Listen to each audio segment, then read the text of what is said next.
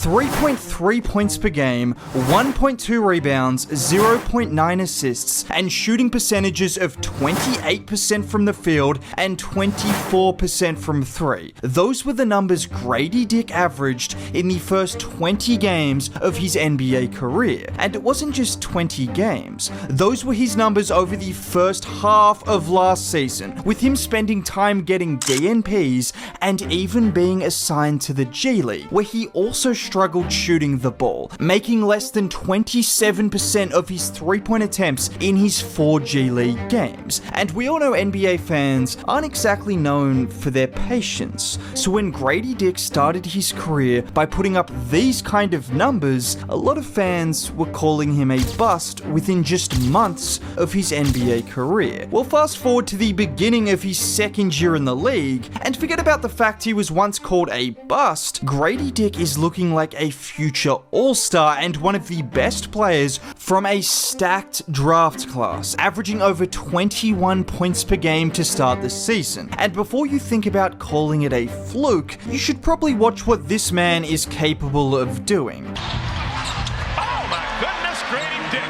how do you do? Grady!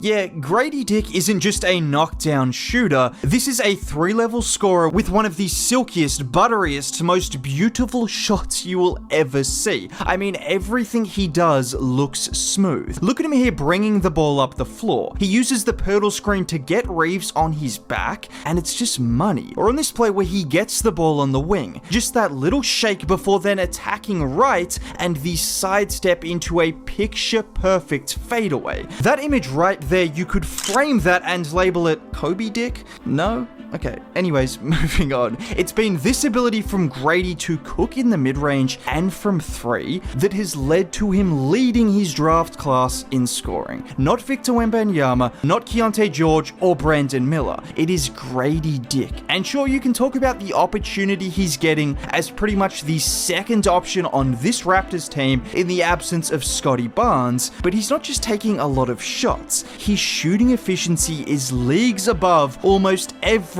other player from his draft class. Compare it to the likes of Scoot Henderson and Brandon Miller, who were the 2nd and 3rd picks in that class, and obviously it's too early to make a judgment, with Brandon Miller having an excellent season in his first year, but for the 13th overall pick, I think it's safe to say the Raptors did pretty well. And there's something a bit special about the 13th overall pick and the shooting guard position, because in just the last 10 years, we have seen Zach LaVine, Donovan Mitchell, Devin Booker, and even Tyler Hero drafted 13th. 3 of those guys have been all-stars, and Tyler Hero is a pretty damn good player in his own right. And the reason Grady has all-star level potential, just like the rest of that list, is because at 6'8" with his shooting ability, he puts defenses in such an impossible position. What I mean by that is they have to worry about chasing him around screens and firing from 3-point range, but if they overcommit, he can put the ball on the floor and either get to the rim or just as easily stop on a dime and pull up from about 15 feet. He's not someone who has a crazy handle or off the dribble game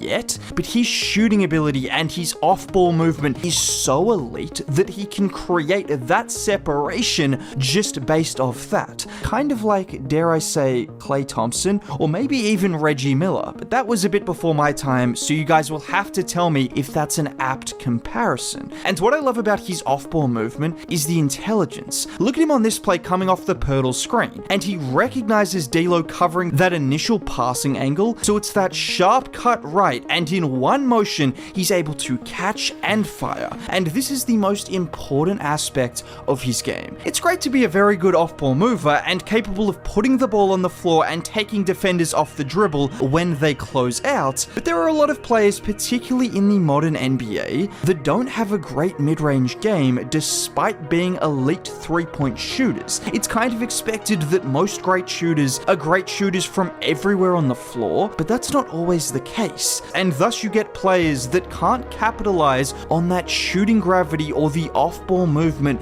that they have. have. Grady is not one of those players. If anything, he's more comfortable knocking down shots and getting to his spots in the mid-range than from 3, with him shooting 57.7% on over 3 mid-range jumpers a game. Now obviously that's not going to continue unless he's the second coming of Kevin Durant, and if that's the case, well, cool, but it's hard to see a world in which he's not elite from that spot on the floor with the combination of movement and fluidity in his jump shot. And it's not just about operating in the mid-range either, but to be a truly elite offensive player, particularly as mainly a scorer, you have to be able to get those easier buckets as well. And this is one area of Grady's game that needs to improve. It's not surprising when you look at his physique that his biggest weakness is, well, his weakness, his inability to finish at the rim consistently. Now he's very capable of making some highlight-worthy plays as a finisher, looking like Dr. J every now and then, but that's not what's going to make you an all-star level play in this league. It's about consistently using your size and length to finish around and through defenders. Now a reason I'm not too worried about Dick's finishing,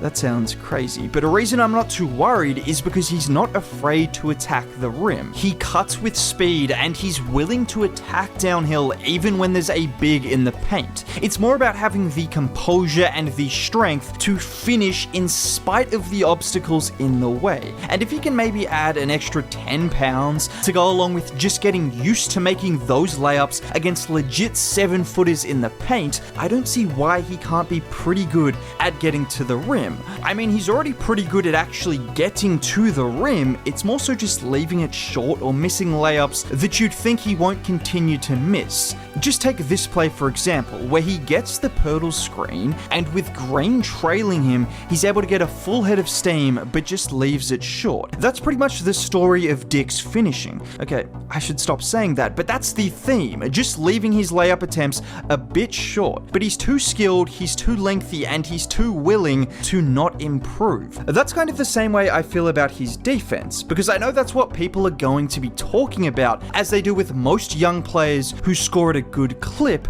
but just like his finishing, Grady is at least willing to defend. He lacks a bit of strength and is far from an elite defensive player, but he puts in enough effort to hold up on that end. He's even shown off some ability as a shot blocker the last couple of games, like here where in transition he sprints back hard to swat Peyton Watson's layup attempt off the rim, or this play where he does a good job at navigating the Jokic screen, and whilst backtracking with Christian Brown attacking him downhill, he's able to absorb that contact and knock the ball out of Brown's hands, and that's a weakness in Grady's game. Overall, with his level of shooting, his confidence, his ability to get downhill and get to his spots, this man is going to be a problem for a very, very long time. And honestly, I really like what the Toronto Raptors are doing right now. Now, if you made it all the way to the end of the video and want to see more content like this, consider subscribing. It's free. Dropping a like on the video would be cool. Most importantly, have a great day. Bye.